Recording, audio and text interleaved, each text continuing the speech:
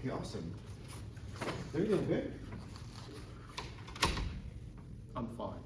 Are you sure? You know, I said something a little off, and you can be honest with me. You want me to be honest? Exams, assignments, life. I can't do this anymore. I quit. You know, that sounds tough, man. But I want you to know that I'm here to talk about it. You won't get it. My anxiety's through the roof. I can't even talk to my friends. I can't talk to my parents. What are you gonna do to help me? I mean, I know you've been feeling like this for a while now, and I think maybe you should consider talking to a therapist, a counselor. No, I'm not weak. That's for serious stuff. I can deal with this. Asim is not alone in thinking that reaching out for mental health help is a sign of weakness. While statistics show that approximately 80% of university-age students battle against some form of mental health concerns, ranging from depression, anxiety, loneliness, or even mental exhaustion, but a very limited percentage of around 10% of students actually reach out for the help they need. This could largely be due to stigmas in society around receiving support.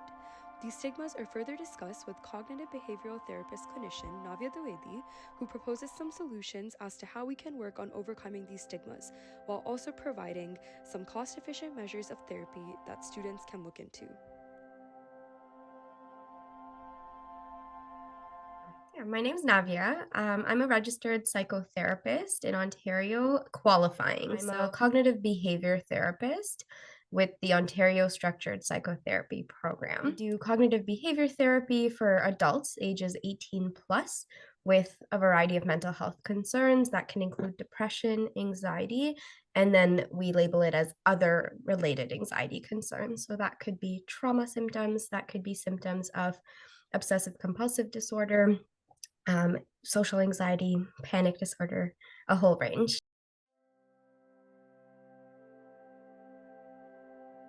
The most common ones for university age students would be academic stress and pressure, interpersonal or relationship concerns, whether that's romantic, whether it's platonic, whether it's with family. Substance use concerns are increasing quite a bit since the pandemic. And then the last one that I see quite a bit is some form of loss and grief.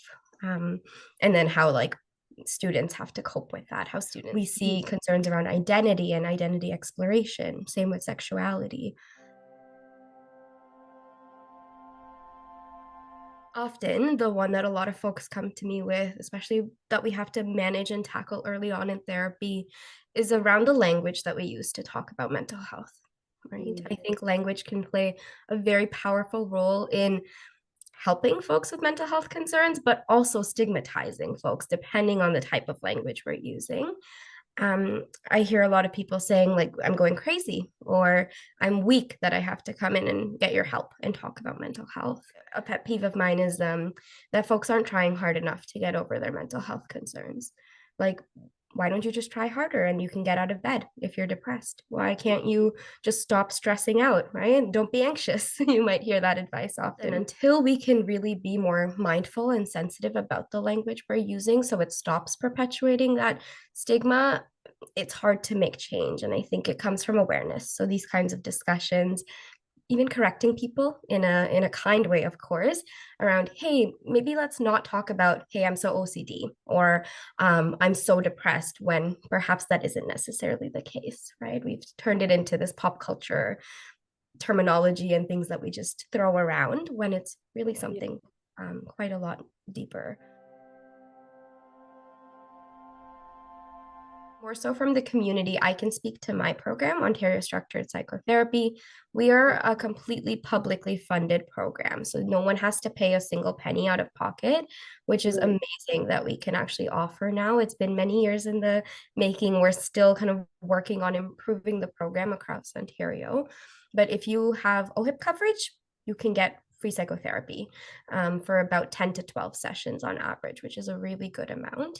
There is an option for sliding scale therapy out there in a private setting. Psychology Today, it's a website online. You can filter based on your region, and then you can also filter based on, is sliding scale available? Are there low cost options? Often student therapists or those in their practicum will offer lower rates. institution level, sometimes what can happen is services are offered and we're like, okay, we've checked off the mental health side, we're good to go, right? It doesn't work like that. It requires an ongoing commitment to improving mental health access, to improving and decreasing stigma as well. And so I think it needs to be an ongoing conversation around how can we be better? How can we continue to give students what they need on an ongoing basis, because class of 2022 might look different than class of 2016, might look different than class of 2030. Our world is changing, our lives are changing. So it needs to be kind of an ongoing push towards it of getting feedback, right?